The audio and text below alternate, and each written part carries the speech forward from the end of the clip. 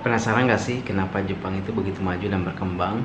Bahkan dari zaman dulu sampai sekarang kita ketahui bahwa negara Jepang itu adalah salah satu negara dengan kekuatan terbesar di Asia. Bahkan pada saat itu sempat menjajah beberapa negara-negara yang ada di Asia, termasuk Indonesia. Nah, pada saat itu Jepang juga sangat-sangat tertinggal. Nah, menyadari bahwa negaranya sangat-sangat tertinggal, kemudian pada saat itu dituntut oleh negara Amerika untuk segera membuka diri ke negara-negara luar. Nah, akhirnya apa sih yang dilakukan oleh Jepang? Saya penasaran, akhirnya saya coba cari-cari literatur, buku. Nah, saya ketemu salah satu buku yang ngebahas habis tentang kebudayaan Jepang, mulai dari awal pertama kali membuka diri ke luar.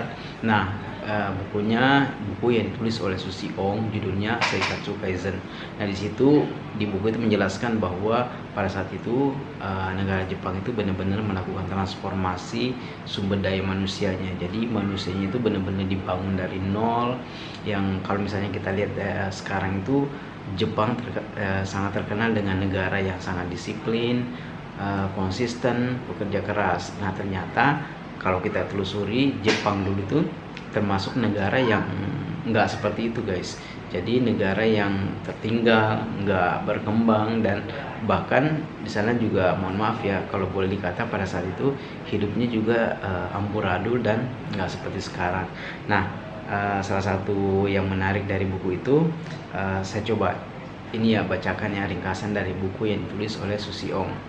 Nah, Jepang bisa menjadi negara maju bukan hanya karena teknologi, tapi karena reformasi pola hidup. Dalam buku Seikatsu Kaizen, Susi Ong menjelaskan bagaimana Jepang mengubah karakter masyarakatnya selama lebih dari 100 tahun. Bayangin guys, lebih dari 100 tahun itu melakukan transformasi sumber daya manusianya. Jadi manusianya dulu dibangun, diajarin gimana cara memasak yang baik, mengelola keluarga, kemudian disiplin, hemat, bekerja keras, tanggung jawab. Nah, itu dilakukan selama 100 tahun. Kemudian mereka menerapkan konsep Kaizen, perbaikan kecil yang dilakukan terus-menerus dalam kehidupan sehari-hari. Pemerintah memperkuat pendidikan, wajib belajar, dan pelajaran moral. Anak-anak diajarkan disiplin, kebersihan, kerja keras, dan rasa tanggung jawab sosial.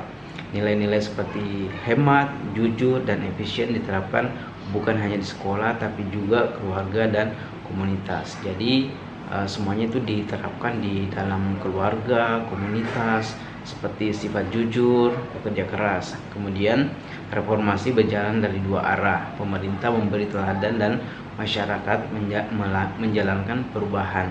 Mereka mengadaptasi teknologi barat, tapi tetap mempertahankan budaya lokal. Jadi dia itu kayak semacam mengirim orang-orang hebatnya belajar ke Eropa, ke negara-negara barat. Kemudian setelah mereka mempelajari, kembali ke Jepang, kemudian pelajarannya itu diadaptasi dengan budaya lokal. Hasilnya, Jepang bangkit dari negara feodal menjadi salah satu negara industri terkuat di dunia. Pesan dari buku ini sederhana: kemajuan bangsa dimulai dari perubahan pola hidup warganya, disiplin, bersih, hemat, konsisten melakukan perbaikan kecil setiap hari. Nah, itu adalah beberapa hal yang dilakukan oleh negara Jepang, transformasi yang dilakukan sehingga kita melihat hasilnya sekarang itu Jepang menjadi salah satu kekuatan ekonomi di Asia.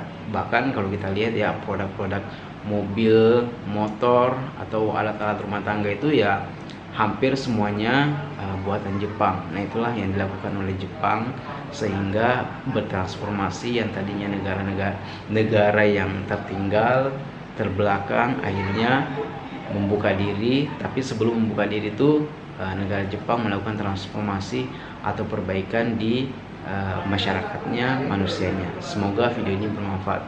See you next video.